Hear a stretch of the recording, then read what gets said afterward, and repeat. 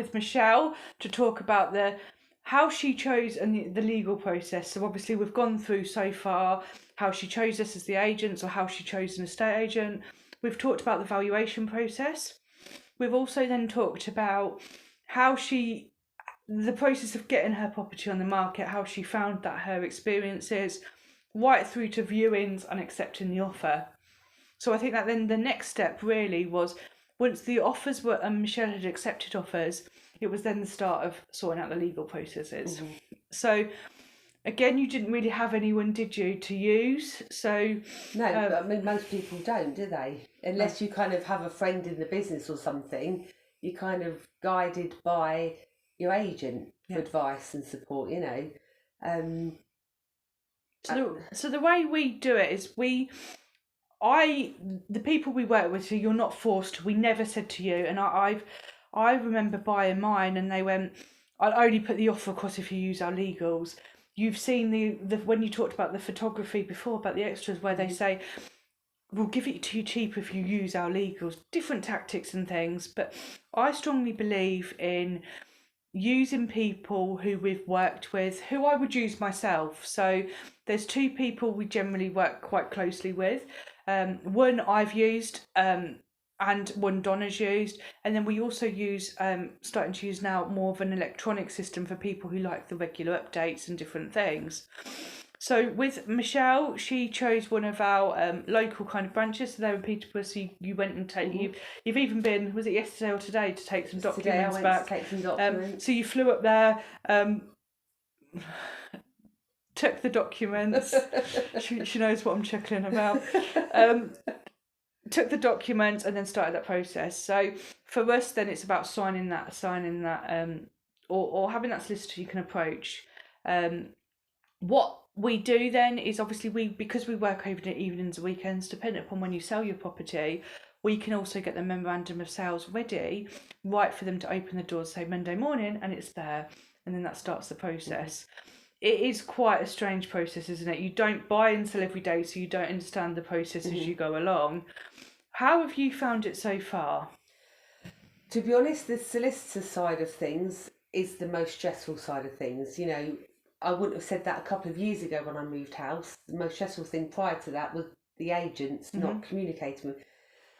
So I've kind of always had the solicitor, because it's totally out of my hands and it's out of your hands. Yeah.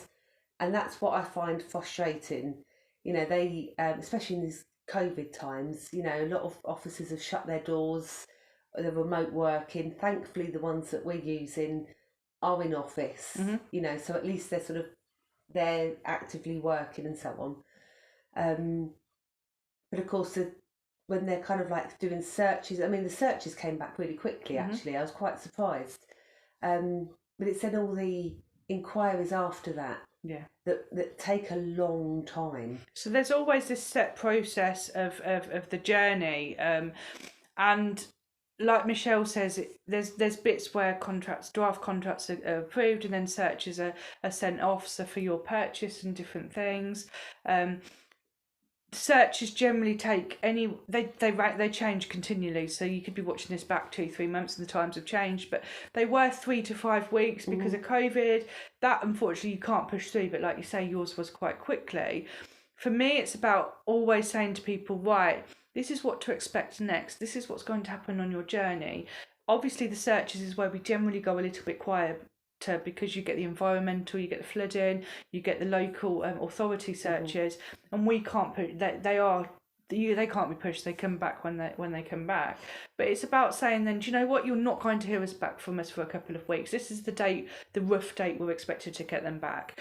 And since Michelle's obviously come on with this, we've also got a conveyancing, like a sales and a purchase PDF we also give to people, because I think it's really important for you to understand the journey and have that kind of reader material to remember and refer back to what's going to happen next. What does this mean? Because I think that I've definitely missed that in my process, my buying experiences. You've I remember we update you weekly. So generally we've got a feeling of what's going on. You've generally got a feeling. I know sometimes it can get quite technical, but we really do go that bit more with the linking in with the solicitors, trying to understand what's going on and keep the whole sales and the chain progressing, because it's not just about Michelle's purchase and sale. It's the people buying from her. Are they, or below them, are they ready? Where you're moving, is it ready to move into? So there was 1 week, wasn't there, where we updated you, so we'd got a feel for the property, and then the following week, I remember you come into me, and what happened when you came to us that time? Well, I remember coming to you really excited, saying that we're ready to exchange.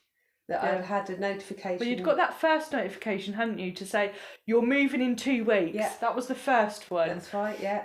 And I said to you, like, and you was kind of a bit excited. We kept you updated, and I remember saying to you, and it was a bit like, I don't think you and how long I can't. We should have looked. That was weeks ago now, wasn't it? It was, yeah. It was weeks and weeks. Yes, you're right. The first one said, "I'm ready to exchange in 2 weeks."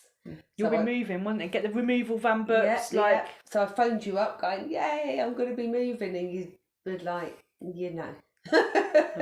In the nicest possible way, of course, but you managed my expectations and explained to me that actually the property that I'm buying might be ready, but actually the rest of the chain below and even me, above that wasn't even ready. There'd been changes up that, hadn't there? That they wasn't ready. So yes, the one that I'm buying might be ready, but the rest of the chain isn't. So until everything's ready, so you managed my expectation until about a week ago, a couple of days ago, when I had another notification saying that the contracts had been signed. Yeah, and then just to exchange and that type of thing, wasn't it? And I remember phoning you. In fact, it was this week. I phoned you up. Yeah, I phoned you up again and was like, "Yay, I'm moving." No. No, Michelle's still not moved. Still not moved. But it's coming through. It was because you're waiting on some paperwork from when you bought this property, aren't you? Unfortunately, without going into too much detail, the solicitors are just. But you knew all along what we were waiting for. Absolutely. So when you got that, no one's had that conversation about how your sale's going. No. It's purely looking like tunnel vision at your purchase, and it doesn't work like that. So as much as we would have loved to say to Michelle, but I genuinely believe it's about, if you'd have booked the time off, the removals, the children, it's like, there's so much. We can never say, actually, you're going to move on this day, but it's about saying, right, we're waiting on that. I don't think it's due back for this time. This is what we're waiting for. Well, you looked at the whole chain. Completely. Whereas they were just looking at my purchase. The bit that involved them. Yeah. You know, so yes, they're right in what they're saying. And the system looks really good, doesn't it? Tick, tick, tick, tick, notified. But I think it's only by having this discussion and probably going a bit more to understand. But like you say, like, you need the money from this sale to move. You're not just going to move in, like, and things. So I think that was the first time I had my eyes open, because with this journey you've been on, and it's been difficult, obviously, with your trying to get put offers in, and we've really been on this journey, and it's been a few months now, so it was easy to see, and it was the first time I came and thought, wow, like, although I'd seen it from, and I continually saw it from when I bought, actually this is still going on, and there's more to it. Like, sales progressing is a really big part of the job. It's underappreciated, but it's about saying a solicitor will only look at your sale and purchase, and that isn't completely the right thing.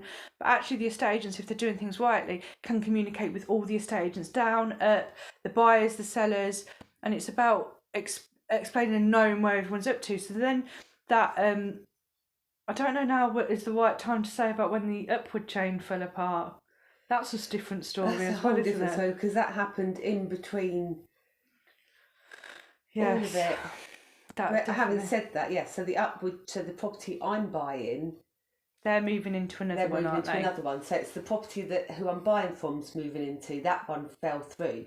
But you heard from a different agent, didn't you? It wasn't you or my solicitor that told me that. It was a different agency phoned me up. And what happened with that is where we sales and chain progressed and things. And don't get me wrong, there was a change in the upward chain, but it didn't actually affect Michelle, because there's a lot of terminology we'll always explain and things, but there's something called breaking the chain. So actually, yeah, that's fell through, but they will still sell, and then now might go into rented or move in with family. So it didn't actually affect Michelle. But what you'd heard is another agent rang you up, didn't they, and said, I remember you calling me in that morning. It was before 8 o'clock in the morning. And I'm glad we were on the phone for that. I remember Michelle ringing me up and saying, what's going on? What? I've had this estate agent ring me up and almost brag, wasn't it? Yeah, and it wasn't obviously yourself. It wasn't any estate agent within anything. The estate agent the lady that I was buying through either. None of us were using those estate agents. No one in the chain was using them. What did he say? He phoned me up to advise me quite smugly that the property that I was purchasing the chain had all collapsed. And did I know? Which of course I didn't know. I knew you didn't know from that phone call. Because it hadn't, but it, not that it affected me. To advise me that, but it was okay because he could find me another property to make it all better. And at that time, that's not on your mind, is it? What's going on? Absolutely the information, not. I was just mortified. The smugness, I suppose embarrassment as well, to a point. Maybe like, why am I not hearing myself? Why are you telling me? Yeah. And then it's like, well, what's the implications? Like, you really like the house that you're buying, and it was even for a few hours, wasn't it? It wasn't nice. As much as we still have to gather the information, you still got to and actually, why has he found out? Why is he like? And how did he find out? And we still don't know, do we? No, or feel the need to phone me and tell me. Anyway, that's water under the bridge. But yes, I remember phoning you, going, "What on earth's going on?" Yeah. And then, of course, you already knew that this situation had arisen. Yeah, which sort of there was a break in the chat. But before we could contact you, they're in there. But no, I think it's about understanding the chain process and that communication all the way, isn't it? And I remember you saying this week, like, we're still waiting on this. What about downwards? What's going on? Because we do contact everyone weekly, whether it's just to check in, this is what's going on next. You're not chasing us for the information. No. You know what's going on. We are there if you need it, but generally we are contacting the solicitors and having that working relationship.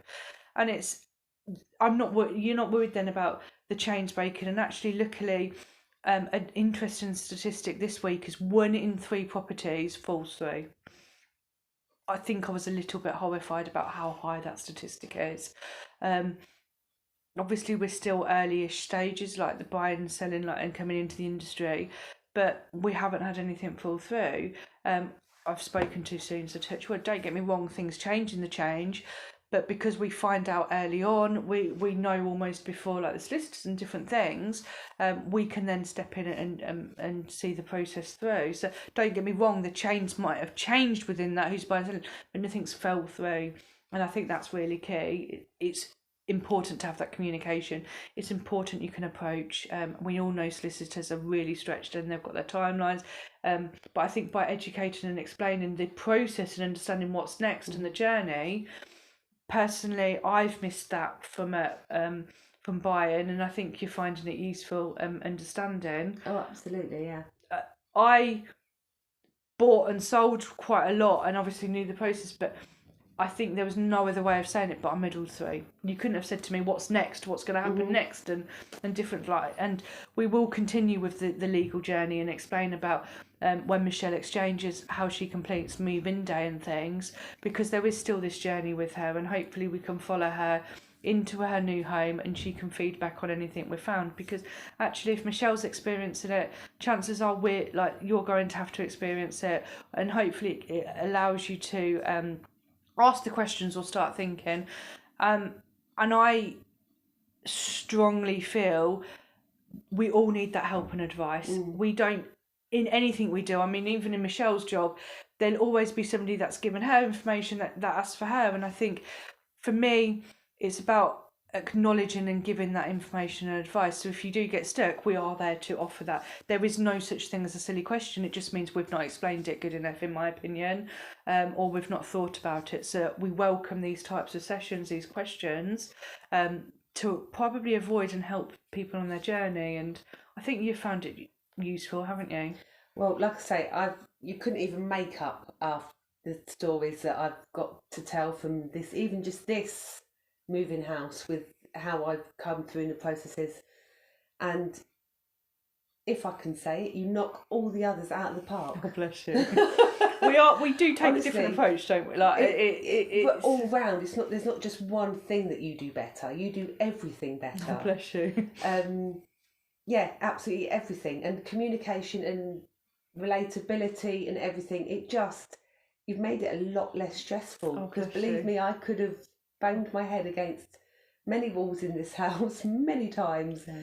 But each time I phoned you with my you've calmed me down and you've set me straight. You've told me facts, not what I want to hear. You've told me the truth.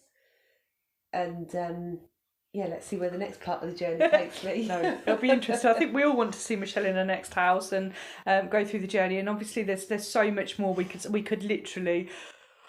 Now Michelle's so good at it, I'm sure there'll be lots and lots of tidbits and things. There's so much we can discuss, even to what's an independent agent to a corporate, and there's so much. But I hope you found it really useful to understand the journey. And obviously there'll be bits, if we kind of skimmed over it, feel free to come back to us, and we will be here to help. So thank you, Michelle. It has been our pleasure, and it's certainly been some journey. Here's to the next phase. Yes, definitely. I look forward to seeing you in your new house. So thank you.